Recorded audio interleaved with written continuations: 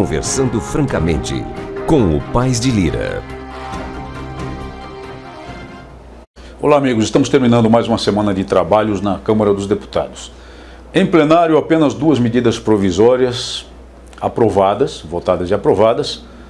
Votei contra as duas porque ambas são manifestamente inconstitucionais, como 90 e tantos % das medidas provisórias são, em face do critério, em face da falta de critério da urgência que a Constituição da República existe. E uma delas em especial votei também por causa do mérito.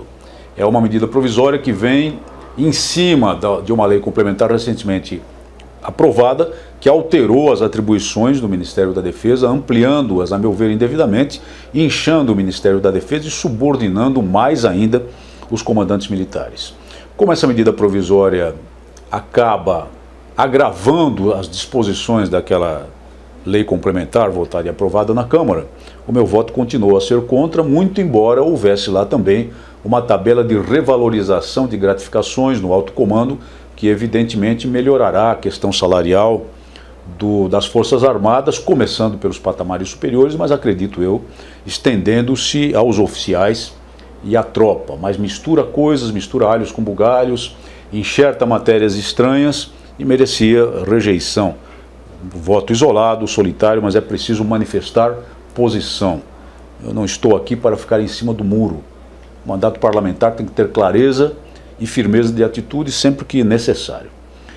Na Comissão de Segurança Pública, o governo interveio para derrubar a pauta, não permitindo mais, segundo nos foi informado pelo deputado que teve a missão, vamos dizer assim, de derrubar a reunião, que se vote coisa alguma daquilo que está na pauta. Aparentemente o governo se opõe às matérias que estão na pauta, que são de autoria de membros da Comissão de Segurança Pública, matérias relevantes, matérias relacionadas a benefícios para os policiais de modo geral, matérias relacionadas à melhor estrutura para o combate à criminalidade e à flexibilização necessária do Estatuto do Desarmamento.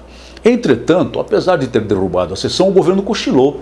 E nesse cochilo, apoiei o relatório do deputado Marcelo Itagiba, do Rio de Janeiro, que é delegado de Polícia Federal, para reintegrar o direito à aposentadoria especial dos policiais. Ele é mais abrangente até, porque atinge os policiais, atinge outras profissões que exercem atividades de risco no Estado, entre as quais os agentes penitenciários.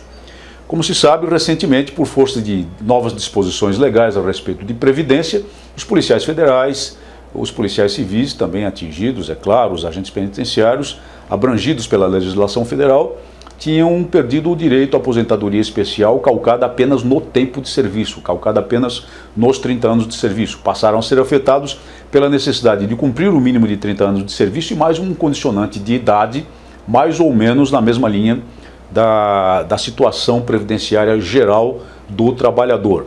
Com esse projeto de lei, aprovado muito rapidamente ontem, o PLP 330 de 2006, originalmente o deputado Mendes Ribeiro Filho e com substitutivo o deputado Marcelo Itagiba, fica reintegrada a aposentadoria especial dos policiais. É claro, isso foi uma aprovação na Comissão de Segurança Pública, não quer dizer que já tenha sido aprovada. Vai à Comissão de Constituição e Justiça e poderá até sofrer restrições.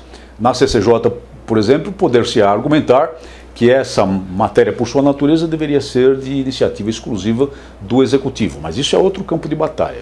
No campo de batalha da Comissão de Segurança Pública, aproveitando o cochilo do governo, foi reintegrado o direito de aposentadoria especial dos policiais em geral. Não afeta isso os policiais militares, que têm suas disposições próprias e, no momento, permanecem com a garantia da inatividade, reserva ou reforma aos 30 anos de serviço, o que é uma condição de inatividade especial também. Mas nós temos, voltando à questão da segurança pública, o caso do Rio de Janeiro. Mais uma vez o Rio em guerra, mais uma vez o Rio sob ameaça do crime organizado, mais um levante do crime organizado tentando encurralar as instituições, tentando acovardar a polícia, tentando impedir o governo de funcionar e principalmente instilando o terror na mente da população para paralisar a cidade do Rio de Janeiro, que é o seu objetivo principal. Há muito debate aí em torno da razão desse levante, desse novo levante do crime organizado. E a imprensa está gostando muito de explorar, e o governo do Rio de Janeiro tem dito que isso é uma reação à pacificação dos morros através do programa de unidades de polícia pacificadora. Não é nada disso. Vamos falar com toda clareza. O projeto das UPPs foi um projeto em que o governo do Rio de Janeiro, para obter objetivos eleitorais, para obter um resultado nas urnas, fez concessões ao tráfico.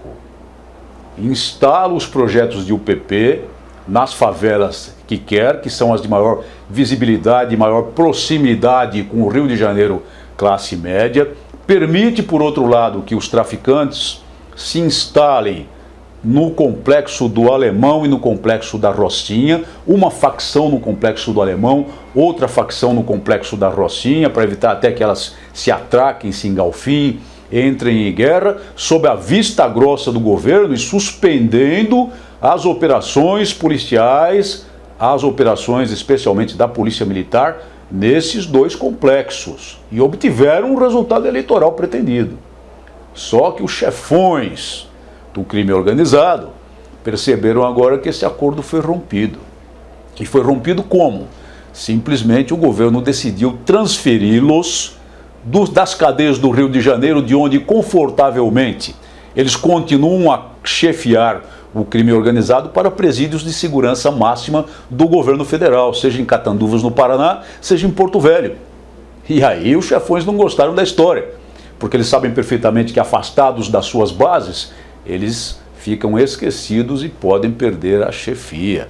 Então determinaram uma onda de terror, terrorismo criminal, o terrorismo criminal de que eu tanto falava aos oficiais da Polícia Militar já nos idos de 2005, mostrando esse fenômeno novo, sociológico e criminal no país. Bem, é preciso que o Rio de Janeiro reaja, que o governo do Rio reaja, que a Polícia Militar se ponha completamente, integralmente nas ruas, em prontidão completa e absoluta, porque isso é guerra. Podem não gostar da palavra. Eu utilizei essa palavra num debate que eu peço que vejam na TV Câmara, no programa Brasil em Debate, já veiculado 2 vezes e continua a ser veiculado pelos meios de comunicação da Câmara, num debate exatamente com o deputado Marcelo Itagiba. E muita gente não gostou dessa palavra. É guerra sim. É guerra, e há uma facção pesadamente organizada, belicamente organizada, que é o crime organizado, tentando acovardar o Estado e a cidade do Rio de Janeiro, que sediará os Jogos Olímpicos e prejudicando até as pretensões futuras do Brasil, já concretizadas para a Copa do Mundo. Muita coisa importante em jogo, mas principalmente a segurança da população, principalmente a sensação de segurança ou de insegurança da população que vive como ostra entre o rochedo e o mar nessa guerra entre a polícia e o tráfico. É preciso que o Rio de Janeiro reaja, é preciso que o Rio de Janeiro não se acovarde, e é preciso principalmente parar com essa história de aconselhar a população a se esconder e se acovardar.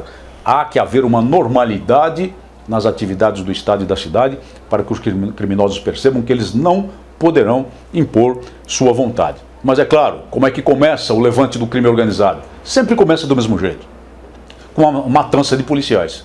E foi assim que começou na cidade de Umuarama, na região dos Lagos do Rio de Janeiro, com um atentado que produziu a morte de 2 simples soldados da Polícia Militar. Mais uma vez, o soldado Silvio Rui Silveira Lima, o soldado Wagner Lanceta Ramos. O Lima e o Ramos, 2 heróis nacionais que mereceriam figurar no panteão de heróis nacionais. E enquanto isso, e já durante essa crise, o que é que faz o governador Sérgio Cabral? O que é que faz o governador Geraldo Alckmin, eleito? O que é que faz o governador eleito de Minas Gerais? O que é que faz o governador Jacques Wagner da Bahia, reeleito? O que é que faz o governador eleito do Espírito Santo, Casagrande? Vem a Brasília para se articular com o governo federal num conchavo e impedir a aprovação em segundo turno da PEC 300, a proposta de emenda constitucional número 300. E, portanto, impedir que, por meio de uma emenda constitucional, o Congresso Nacional, ainda nesta legislatura, ofereça a esses que dão a vida pelos outros, que dão a vida pela ordem pública, pela segurança pública, pela defesa dos seus concidadãos, como esses 2 soldados, humildes soldados da Polícia Militar do Rio de Janeiro, que acabei de citar, tenham um pouco de esperança, uma base para a dignidade material que lhes seria oferecida por essa emenda constitucional, que não traz valores agora de espécie nenhuma.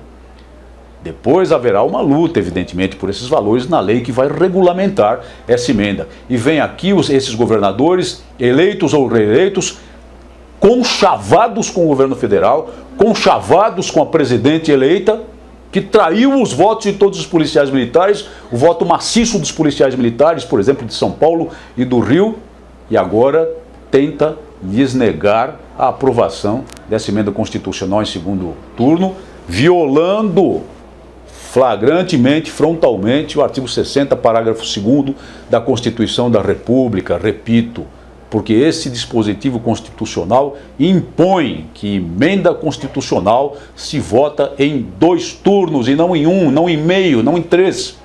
Foi votada em primeiro turno, tem de ser obrigatoriamente votada em segundo turno e num prazo razoável, porque o critério da razoabilidade também submete à administração pública e não pode o poder público engodar toda uma categoria de representantes da lei que defendem a todos com preço de sangue em toda parte do país e engodar a sociedade como se está fazendo.